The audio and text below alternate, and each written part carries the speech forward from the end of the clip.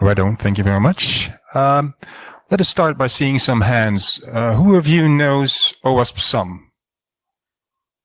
Yeah, so about everybody. Who thinks that I should be saying SAMM instead of SAMM? Ah, really? Bart, you do? Yeah. You're Americans or? No. SAMM's better. Yeah, it's more natural, perhaps. Okay. Well, I try to think of that, but in this talk, I'd like to discuss the work that we've done to extend SAMM, which is, as you know, a framework of activities with which you can set up secure software development and grow from there, to make it work for Agile. And let me start by introducing myself. So I'm Rob van der Veer. I lead the security and privacy practice at Software Improvement Group, SIG, the ones on the lanyards and in the expo space. We're recurring sponsors of this event. And for a large part of my career, I've been building software. I've been a software entrepreneur, and I made a lot of mistakes, and I learned a lot of things, and now I'm dispensing the things that I learned as a consultant for Software Improvement Group. What we do is we measure software quality, we advise on software quality, we have a laboratory for it, we have consultants for this, we make software quality, including security and privacy, we make it visible and help clients to get software right. We also like to share our knowledge. We do a lot of research, a lot of collaborations, a lot of involvement in standards. For example, for the European Commission, we're now working on how the European Commission and the NISA can build cybersecurity certification schemes and how they can help harmonize existing standards. Quite a challenge. Working with IEEE on privacy, working with the Dutch CIP, also on security by design and privacy. And we're working with SAMM, which brings me nicely to the topic of this talk. Here on the picture, you see our headquarters. It's in Amsterdam. It's almost a stone's throw away if you're a really good thrower, by the way. So a long time ago, when I started doing talks on software engineering, I would be using a diagram like this, you know, with the requirements and the design and the development, and I would discuss these individual activities. But there's a problem there, because at some point in time, I was getting this: angry people. Because apparently that's not Agile, right? And I wanted to explain that, yeah, but even in Agile, you have some form of these activities, and talking about these activities is still relevant, right? But just to avoid that silly argument, I did this. I added this circle, and I got rid of that. So cool. But there was another problem. This was totally not DevOps. And this was not just people saying you should change that visual. Were people saying everything you were saying about software engineering does not apply, and it's a blatant lie, and it's totally incorrect, right? It was really emotional, if you will. So I started to visualize software engineering as what it mostly basically is. It's a mix of activities that are not in phases, but sometimes they are, right? But let's just forget that nuance. And I'll show it like this. But of course, it turns out that waterfall is not dead. And I think I'm listening to my audience too much, perhaps. So I decided to stick with this, because if I would go further, I would be using this, the politically correct secure software development lifecycle. And it's not what we want. We want to keep it simple, and we want to use a structure with which we describe activities. But because we have this structure, it doesn't mean that every activity should be a separate phase, right? And the same goes for SAMM. Sorry.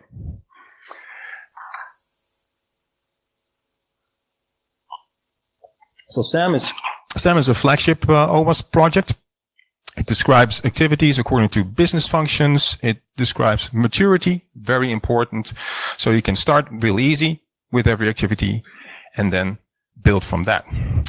Now, the thing with SAMM, sorry, I'm going to do that 100 times, but it's a good way to practice it.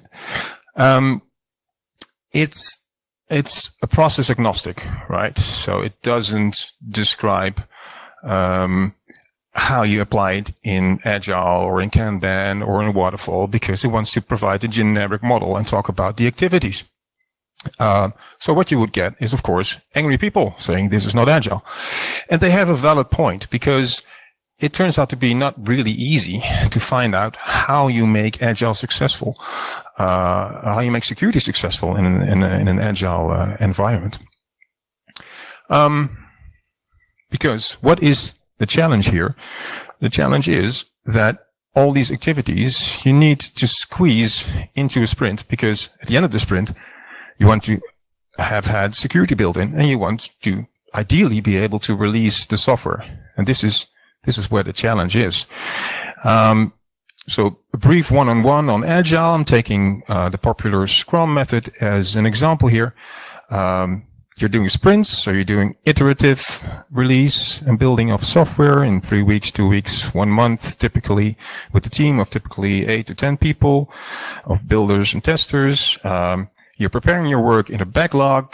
You're planning your work to be done in a sprint, resulting in a sprint backlog. So you're planning and preparing security, and you're implementing security during the sprint, leading to a shippable product. And also you have daily scrums, and you have stories, and you have definitions of done. You have acceptance criteria, all these typical agile scrum elements, and process elements and artifacts, if you will. You want to know what to do with those if you want to build security in. And what you can do is then you look it up. So you can Google, but you get a lot of varying best practices on how you make it happen. A lot of experts really differ in opinion how you make it happen. And this is, I think, by far the most comprehensive book on agile software security. And it says, I quote, "Tracking and dealing with non-functional requirements like security and reliability is an unsolved problem in agile development." This is, I think, quite shocking, but also quite honest, right? This book didn't decide, so this is the way that you should do it. But it just listed all the different opinions on how to do it, including best practices and including pitfalls.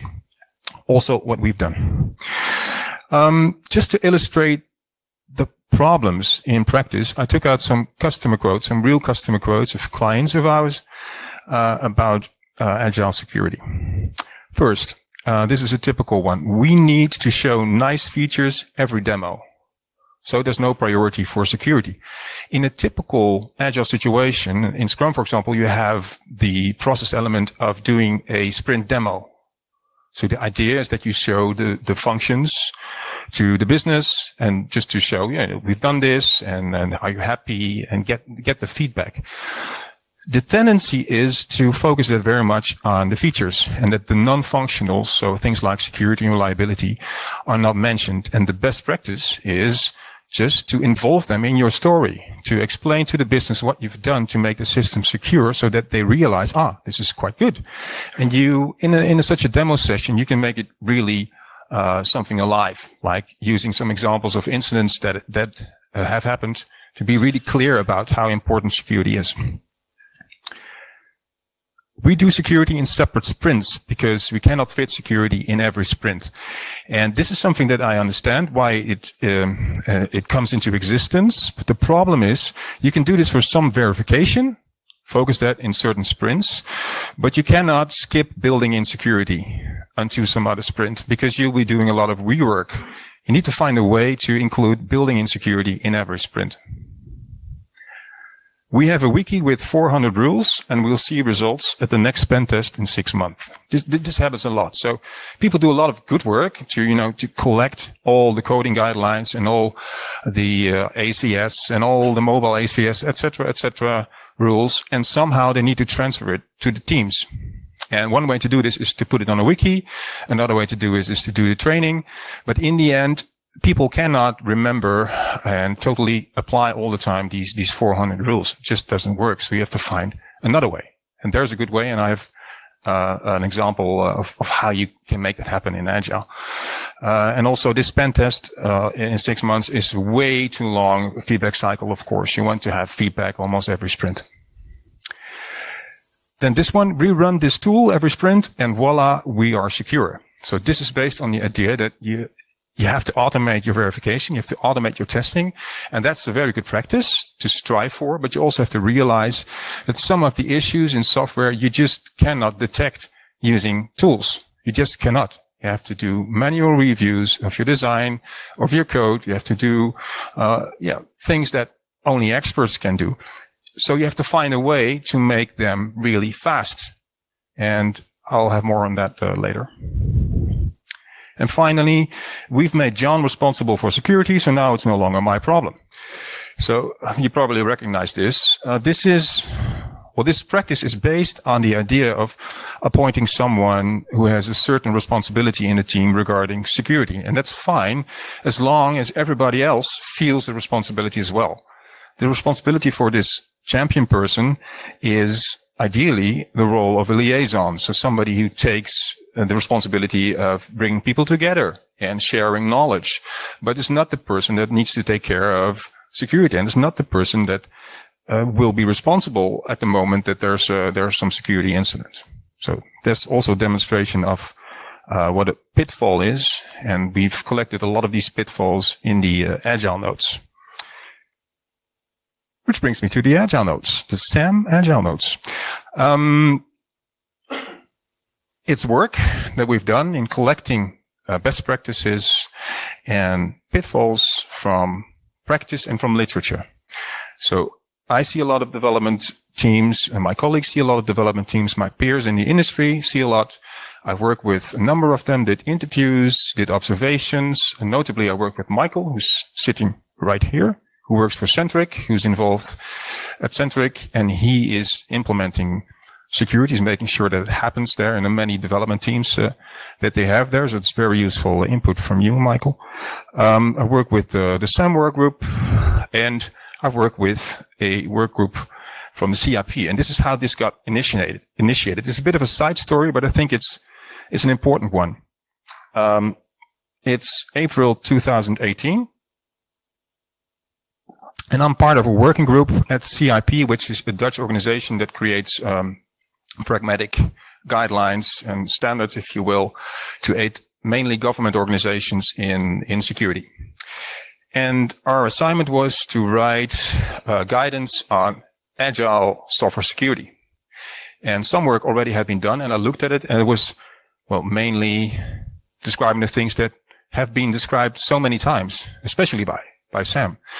And I managed to convince them that this was not a good idea, and it was better to refer to SAMM and then work on the agile notes, work on the things that are particularly agile, and add those to SAMM. Not integrate it into SAMM, but provide it as notes that you can put at the different topics whenever they're relevant. So it's easy to create a publication that contains the SAMM activities and the agile notes together with them.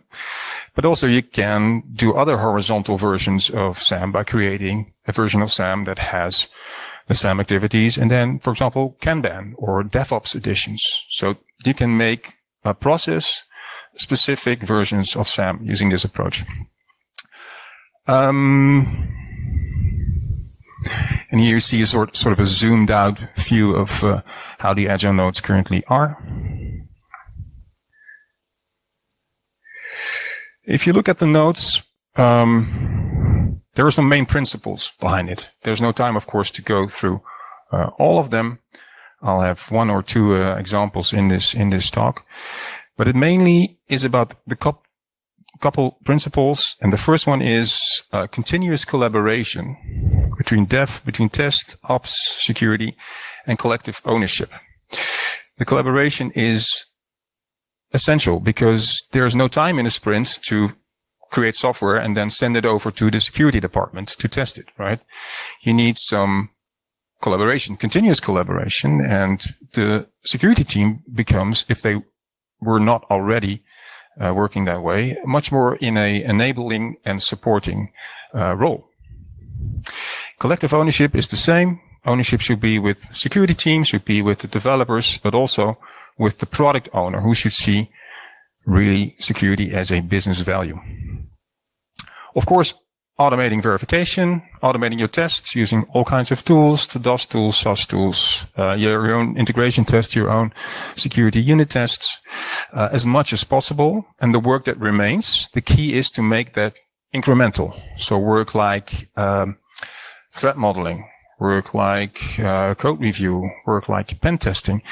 Look closely at the changes that have been made. And for code review, this is relatively easy because you need to look at the deltas, right? But for pen testing, you need to think more about what behavior the system could have changed, and then we'll focus our tests on that. And of course, you want to, if you do this repeatedly, make this to see if you can automate it as well. And then a very important one is to minimize the repeated work by experts. I'm not saying you have to ditch your security experts. No, the key is to make sure that you're not relying on their expertise constantly, because their expertise is scarce, right? You probably know the stories of one security professional for every 50 developers. You do not want these guys and girls to burn out. And of course, expert work takes time. You cannot analyze every change that you want to make on your system. You want to have some process that's faster than that. And of course, experts, even if they're experts, they can also make mistakes. So the key is to minimize repeated expert work. And you can do this, for example, by deferring security as much as possible to the frameworks that you're using, the libraries that you're using, so that a large part of the security requirements are satisfied by the technology that you base your work on. And to build prepared tests, so to build some of the expertise in ready-made tests that you can apply in a sprint whenever it's necessary to do a certain check, and you don't have to invent that at the moment that you need to apply it. The same goes for instructions, and this is quite important. In order for developers to not require a constant babysitting by security professionals, it's important to make instructions that they can apply, and that's the last bullet, as situational as possible. So depending on the type of work that they're doing, they should be getting ready-made instructions that really help them with getting that job done. For example, they're building a login form on a website, and based on the type of functions that they're realizing at that point, they are getting ready-made tests and ready-made instructions that are just for that task, which prevents the situation that they have to deal with hundreds of requirements and figure out themselves which one of these requirements are applicable to what they're building. So this is to minimize the cognitive loads, because it's undoable for developers to have continuously these rules available when they're all generic. I'm calling this situational approach preferring hardening and hygiene over analysis. Let me go into that. So the hygiene approach is based on, if you're going to eat dinner, you first wash your hands. So if you're going to build a login form, there's a couple of rules that you need to follow. You want to have all these, let's call them trivial parts of your work prepared. And in this case, there's an example where there's a trigger, right? There's a sort of criterion for the type of work that you're doing. You're doing authentication at some point in time. There's a login form. And there's a couple of requirements and tests that are prepared. And in this case, I lifted out one example that is about login forms that have a reset password function. What you want with this function is that you don't want that people can learn that somebody has an account on a website, because there can be private information, like, for example, some mental clinic, it can be really private information that a certain person, a certain email address is registered with a certain web service. And resetting passwords sometimes is a way to find out if somebody is a member. And one clever way is to do a sort of a timing, to time how much time it takes when you enter an email address. And sometimes in some websites that we've encountered, it takes longer for somebody to reset the password if they're already a member of the website. The requirement here is think of making this take just as much time when somebody is known or not known. This is something that you have to come up with if you do not rely on these ready-made requirements and these triggers, because then you'll be building something and you have to analyze. So you have to sit together, take the whiteboard, have the security professional there. So in the typical threat modeling approach is, what are we doing? We're building a login form. What can go wrong? And then you use your experience to really come with a list of things that can go wrong. And there are good methods for this that help you, but it's hard for everybody to be really sharp and have all the things available that are required at a certain point. So I'm not saying that threat modeling, because that's what this is useless. It's very useful, especially on a high level design issue. But for trivial things that you know are well known within software engineering, you want to have a hygiene approach because it's much quicker and it's also much more complete. Make sense? Okay, let's take out an example. Requirements flow. Very important. Requirements are basically the things that you want to have an effect on the way you work. You could see secure software engineering as applying countermeasures against attacks, and these countermeasures need to be there, and the countermeasures are basically the requirements. So it starts with the requirements, and the idea is that before you start building a system, you prepare the set of requirements. So typically as an organization, if you have a certain maturity, you already have a baseline, you have a collection of things that you need to comply with that you regard as important in software engineering. So the way you prepare this is this. Part of those requirements are not applicable to developers. So you rule those out. You have to do something with them, of course, but you shouldn't bother developers with them. Also, part of these requirements are not applicable for a system because of the way it's being applied, because of the context. You can do some risk analysis there. And you can then, for example, accept a number of risks, which is a way to drop a set of requirements. But of course, you need to record this, right? You need to record the risk that you are accepting. Hopefully, a large part of the requirements can be taken care of by your framework, by the technology that you're using. And then there's a set of what we call story-specific requirements. These are requirements that depend on the type of work that you're doing, like building a login form or realizing a session mechanism. There are rules if you're building specific trivial functions like that. And we call those rules, we call those triggers. So let's see if this works. Yes. So here you see the triggers. So the types of things that you're building, and then the requirements that you need for that specific type of work, which takes care of, reducing the cognitive load of the developers. So if you're doing work X, at that moment, you need to just take into account these 4 things. But there are always, and this is the last category, requirements that you need to take into account all the time. And what do you do with these yellow and red requirements? You need to turn them into something that works. And those are instructions and tests. So for the framework rule, the requirement is just use the framework. Look at the framework if you want to build something. If it's already there, use the framework. Otherwise, you build it yourself. But there's also one test involved, which is test where the developers really are using the framework. And this requires some work. And the typical way to verify this is do peer review. So this should be on the checklist of doing peer reviews. It's quite a simple test, but it's important. We see a lot of teams that could have used really beautiful functions that are already in the framework that they didn't know about. Next are the story-specific requirements. These are instructions and tests that are in what we call a pick list. So I'll show later that this pick list you use when you are refining a story to add the necessary instructions and tests to that story. The tests, they become part of the acceptance criteria of a story, and instructions are communicated to the developers.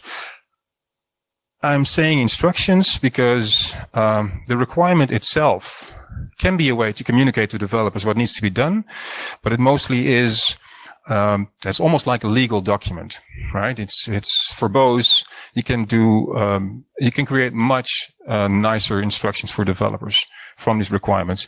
If you haven't done that yet, you can, of course, communicate the requirements, the original requirements themselves to the developers. But the recommendation in the SAMM Agile notes is to make these into developer instructions. Also because sometimes you just can leave out a requirement as an instruction because you believe that developers already know this. For example, if there are a couple of deprecated functions that you shouldn't be using, and you just assume that most developers know this, and you have a nice test that checks if people are using this with a short feedback cycle, it is fine to just do not have any instructions at all on this. Just mention it once in the training and have a simple test. And this is an example of a system generic test that doesn't have an instruction.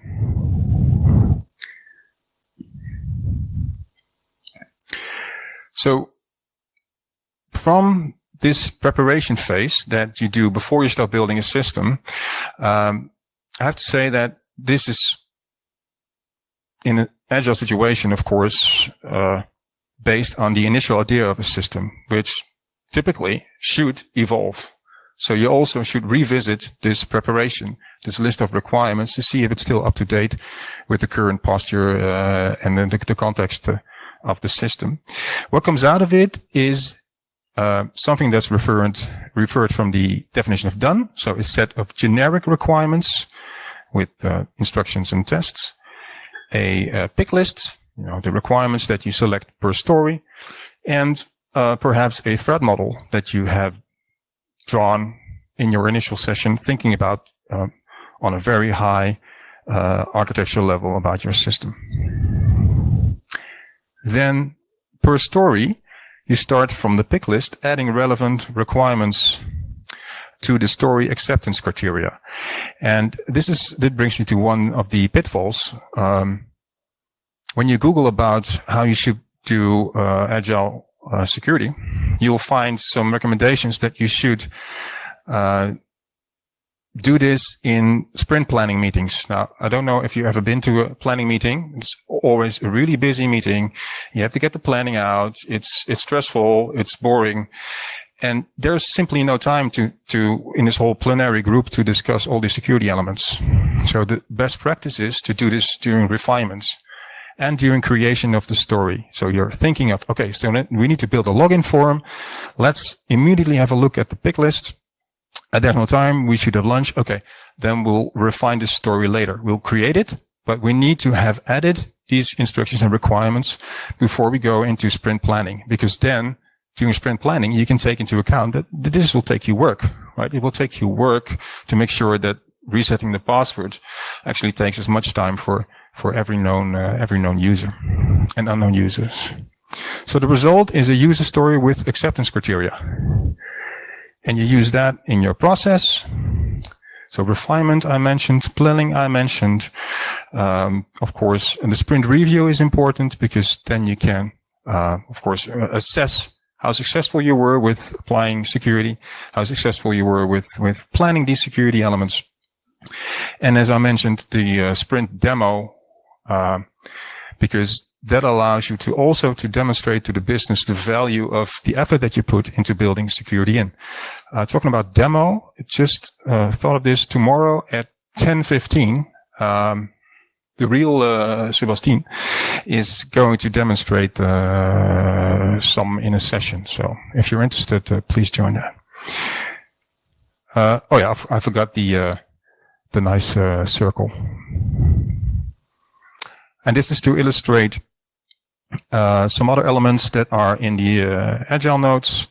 For example, transparency and measurements. If you want to improve your security, you should be measuring the maturity of your process, but you also should have some metrics that show to stakeholders, to the team, but also to other teams, because that can ignite a gaming effect. How you are dealing with security issues, how you are resolving them, what's coming out of the security test, and how mature a team is. And I'm saying this because one of the best practices in our notes is that teams should be autonomous, right? They for themselves can grow. Of course, you can facilitate exchanging lessons learned and pitfalls and experiences between teams, but teams for themselves should figure out where they are and how they can improve based on the type of, the part of the system that they're working on, the people in the group, and the experience that they have. Which brings me to some links. The Agile notes have been published. Nicely automatic by the beautiful system that looks at GitHub and just pushes it nicely to the website. The idea is in the next version to have it integrated into versions of SAMM by showing these as extra notes in publications. Of course, the OWASP SAMM website and my email address, because I would really welcome your feedback. Right? Your own experiences. So even if you're mad at me, if you want to boo, just please do it, right after this talk at the SIG booth or in email. It's the first version of the Agile notes are probably things that we've overlooked, perhaps some things that we got wrong. Just prove us wrong and we can improve these Agile notes. I would welcome that very much. And on a personal note, this is a security conference. So I focused on security. But the thing is that these activities, like thinking about what can go wrong, what you need to apply situationally, measuring, all these aspects do not count for just security. It's also something that counts for data protection, right? Privacy. It's also something that counts for reliability, for maintainability. So my recommendation would be to see if you can make your security program a software quality program. Now, it's the same mechanisms. It's also awareness. It's showing the business values of things. And it would be a waste if you would need to have a separate program for every single quality in development environment. Thank you for that. And yeah, 10 minutes of questions, if you will, and otherwise a break. Thank you very much.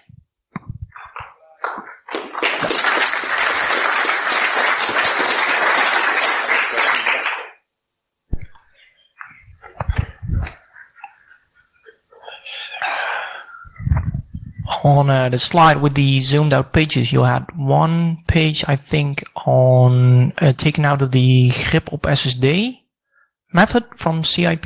Mm-hmm. Is there overlap or do they complement this OWASP SAMM? Yeah, funny that you recognize that. The picture looks the same because I also made the picture in the grip op SSD. As I was involved from the very beginning.